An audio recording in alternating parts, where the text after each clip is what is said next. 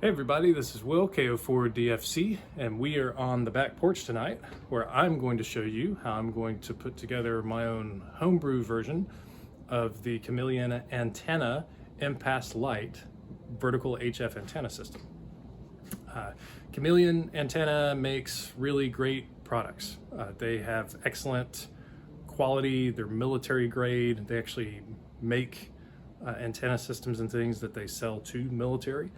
As a kind of a separate thing from their ham products, and they're just great products. As somebody who does frequent Summits on the Air activations, I have to admit that being able to go on Summit, spike an antenna in the ground, and then essentially use as many HF bands as I want is a big advantage, especially if the weather's changing on you and if you're getting rained on and things like that. You don't have to go out and change a bunch of things.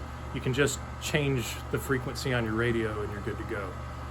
There can be some losses compared to what you would get with a fully resonant antenna system. There's a compromise to that. However, what I and others in the SASQ Club have found is that being able to switch bands like that just lets us activate a lot more frequently and a lot more efficiently, and especially in bad weather conditions. But Chameleon gear is expensive because it's really good.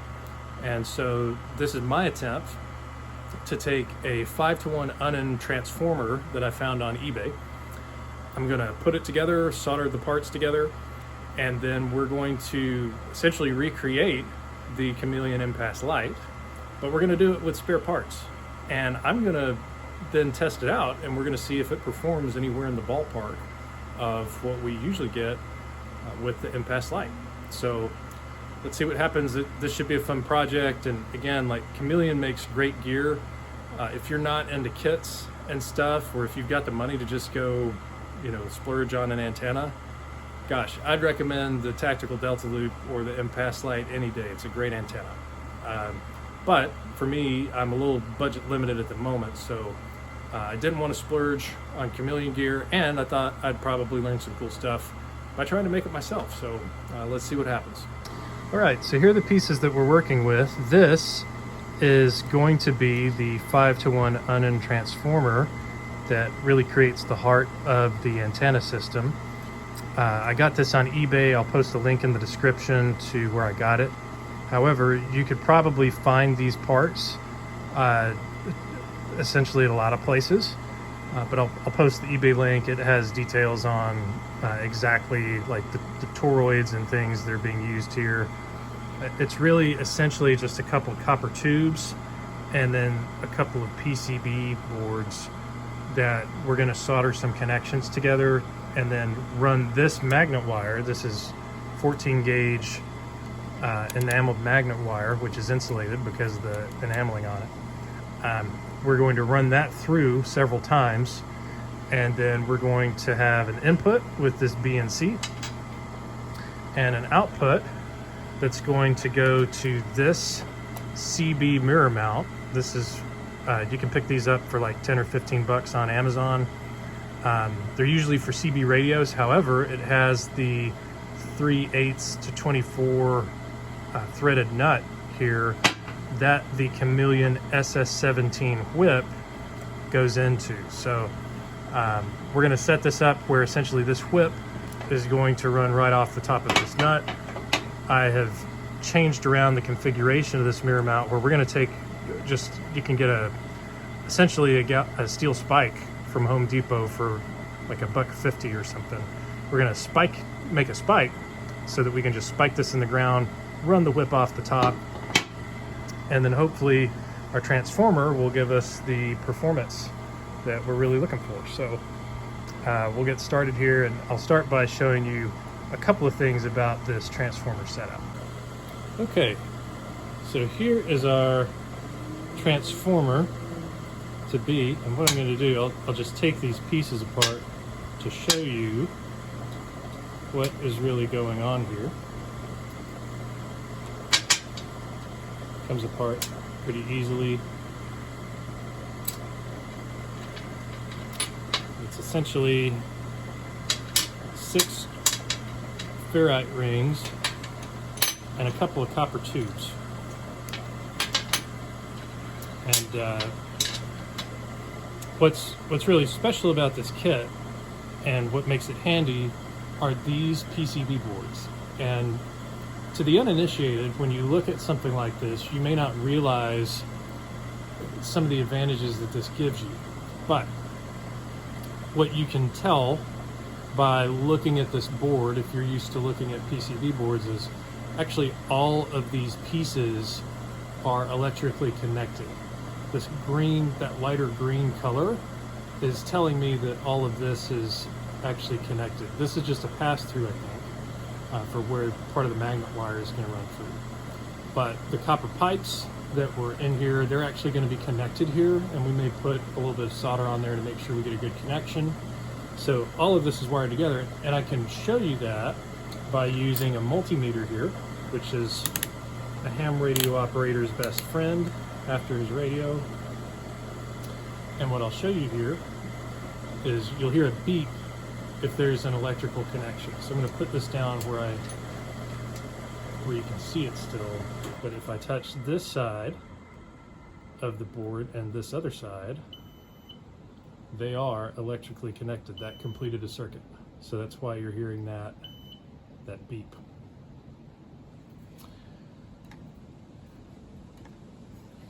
And same thing on the other board. There are a couple of things that are connected that you can tell by looking at this side of the board. This ring is connected to this little small hole where we're going to run part of the wire to. These two holes are connected where we're going to solder some wires into each of those holes, and then this ring is connected to this one. And again, I can show you that by using the multimeter. So if we touch that top ring, those are connected. These two are not connected. These two are connected. These two are connected. This one is not connected. So this is actually going to help us out because it means that we don't have to just solder wires directly to each other. We can solder wires to this board. Okay, so I've got some instructions here. This is a butane soldering iron that I really like. It's the Portasol butane soldering iron. I think this one is the Super. It's either the Super Pro or the Pro Piezo. I don't remember which. Probably says it. It's the Pro Piezo 75. What I like about this is I could take this up a summit. I don't need electricity. If I need to repair something in the field, I can do that. So it's a really handy thing that I can just throw in a backpack or as part of my kit if I need to use it. But here's a nice note from Daniel, who makes this kit. This is the instructions for what I bought on eBay. And as you can probably see here, the power handling for this is going to be rated for 150 watts on CW, 250 watts on sideband, and 350 watts of peak power. And it's just a couple of copper tubes, 19 millimeter by 60 millimeter, and a couple of PCBs and some toroid cores. So the power handling of this is probably going to be determined to some degree by the wire that you use to wind the transformer.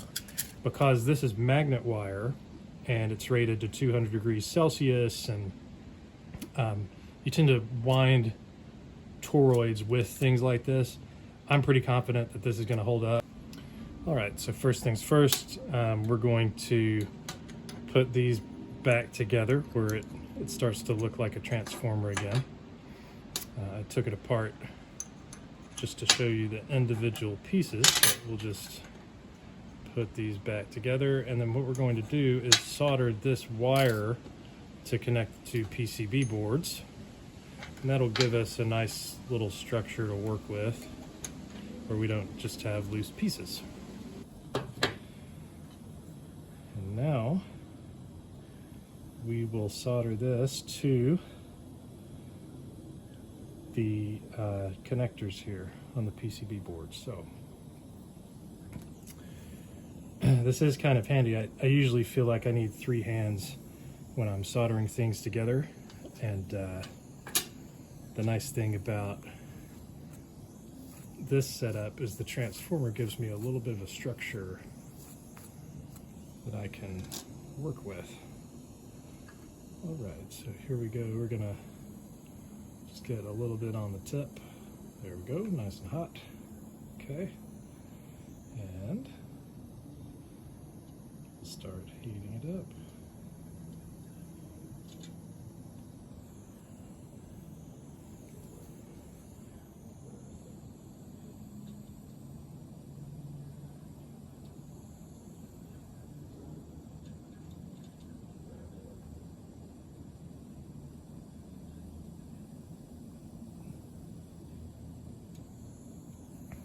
Okay.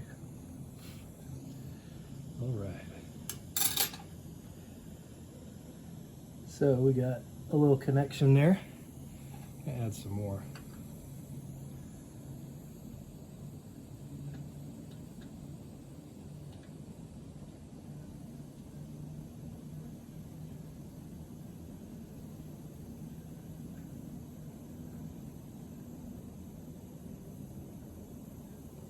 There we go. All right. And we'll wipe down our soldering up there. Okay.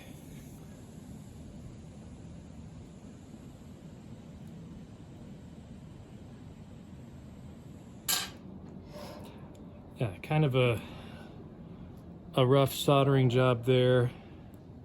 Not sure that I made a great connection, so I may have to clean that up. But yeah, I'm going to try this again, and I'll do that off camera so that you don't watch me just solder poorly here. So now what we're going to do is take the magnet wire, and we're going to start winding, and then we'll have to solder things together with a couple of the... this wire, I think, is actually going to solder to these connection points. All right, so our transformer's wound.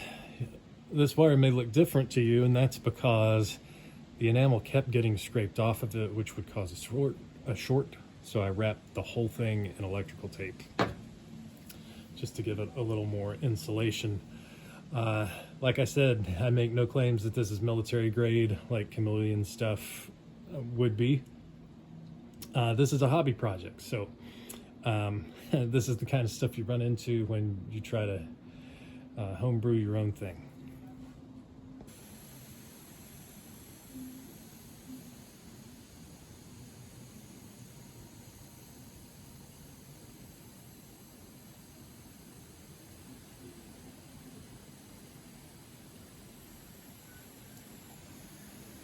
Okay, and to make sure that we've got a good connection, we're going to take our multimeter here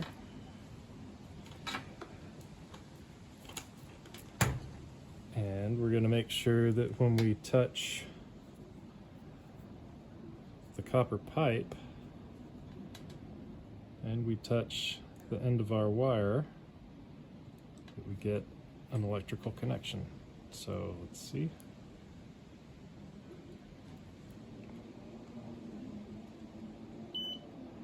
And we do. Great, solid connection. All right, so the box is here. This is the box. It arrived slightly damaged. This corner is kind of busted a little bit, but it shouldn't affect anything that I'm going to do with it. So what we're going to do now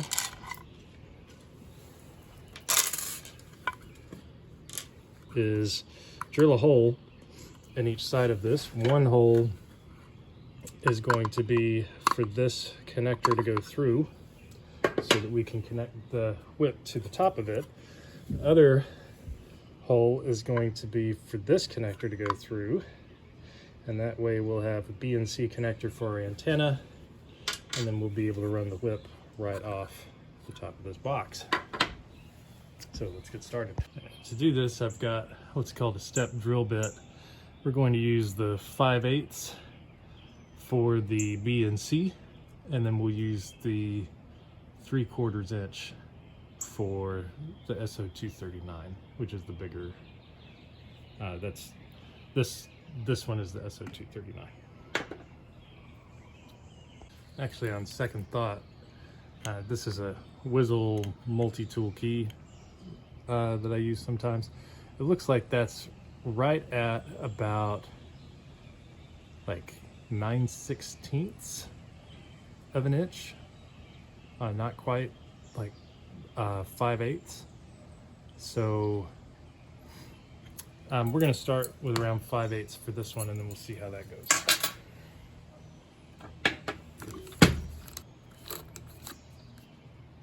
Okay.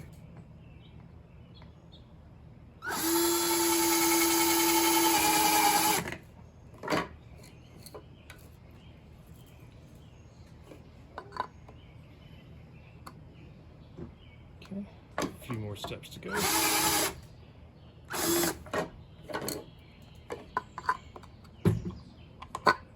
Where are we at? Get 9/16 yet? Not quite. That should do it. All right, let's see if our SO239 goes in. Not quite. We're gonna need a little bit more.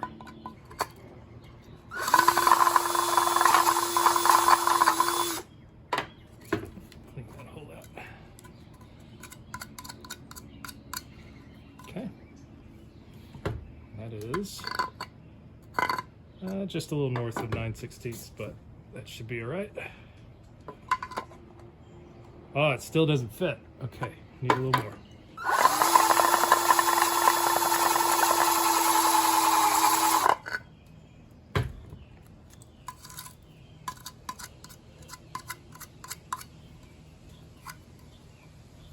Okay,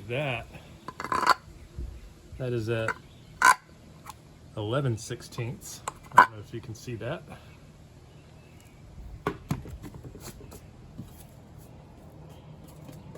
Almost to 3/4 an inch. And now we have our SO239. So I'm planning to use this mount to hold the weight of the transformer box also. So what we're going to do when you unscrew the SO239 to the 3/8 to 24, I think it's pronounced 3/8 to 24 nut. We're just going to take this insulator, slide it down like that, and we can actually do this. So it's going to come up through the bottom like that. This goes on top. Insulator goes down and sits between this thread. This is going to be the positive thread and the body here. So we're going to have an isolation from ground there. We've got a locking washer that's going to dig into it, and then this screws on the top.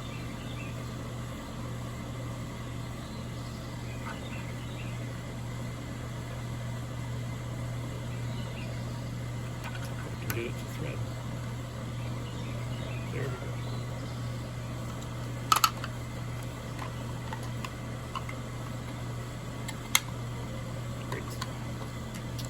That is in there tight. So now we have our system. The spike will go here. This supports the weight. That's where we're going. All right, so for the BNC, I went to 5/16. Not sure if you can see that well, but just a couple of steps in. So right there, 5/16. I realized in retrospect I drilled this hole way too big. I should have measured the post for this SO239, but this box is 10 bucks, not a big deal. If I want to replace it later, I'm going to probably take some Gorilla epoxy and just put it in here to make sure that that stays in place. All right, and our BNC, does it fit? Oh, not quite, not quite. So it's still got a little bit of a gap there. Let's go one more. We're at 5/16. We'll go to 3/8.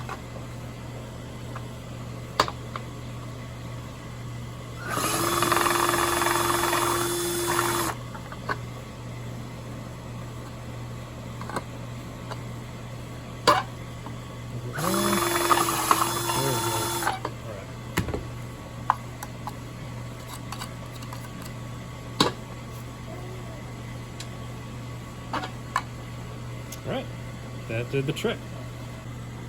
Okay, so what I did is I took a really small bit. This is pretty tiny, and it fits in the hole of the BNC just to get something started here. I was having trouble getting the screw in, so made a little hole. I'm gonna do that for each of the 4 holes, and then I'll put the screws in.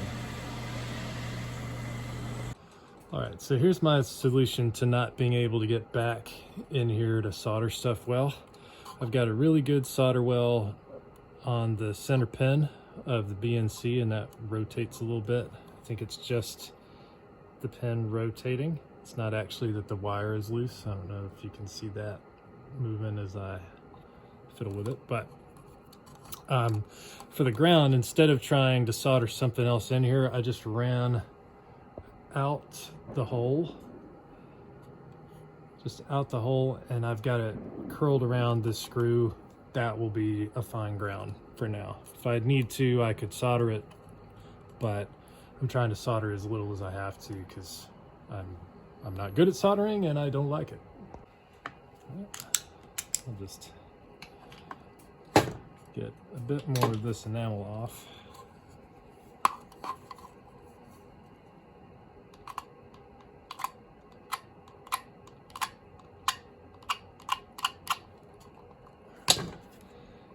This one.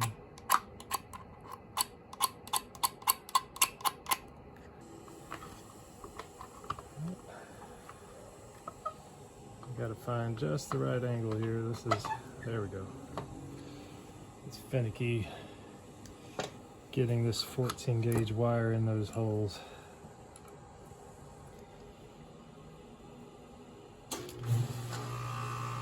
Well, let's see here.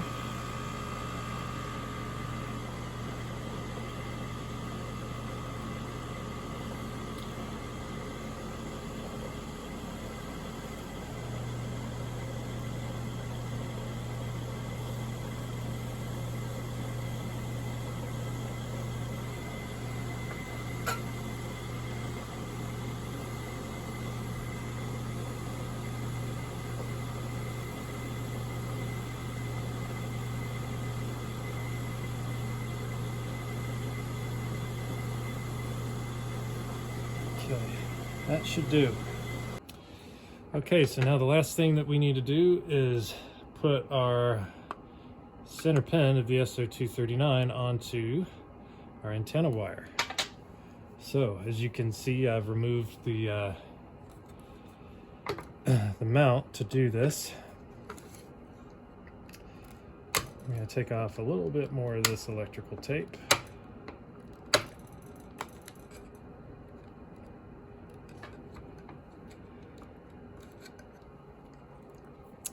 Now make sure I've scraped off the enamel pretty well so we get a good solder. The heat of the soldering iron may be enough to actually melt this enamel off, but we'll go ahead and scrape anyway because we don't want to repeat this. We spent a long time on this project. All right, I'm having a really rough time getting that pin soldered in, so we're going to try this one more time. Solder has come out twice, so I've got to just, I think this is going to be it. We're going to see how this goes, and then we'll try it out, and if SWR looks good, then I'll probably just roll with it. What we're going to do is go center pin to there. No, okay. If we go here,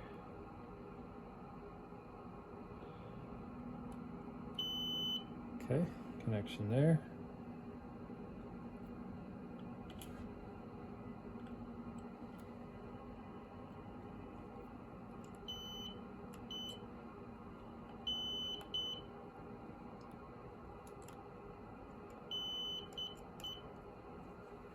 And this box I got has some weather stripping. So I'm going to just run this around the edge and we'll seal this up. And then when it is daylight tomorrow, we will test this. All right, and here is our finished transformer. We hope that it's finished. We'll see if it works. So, there you go.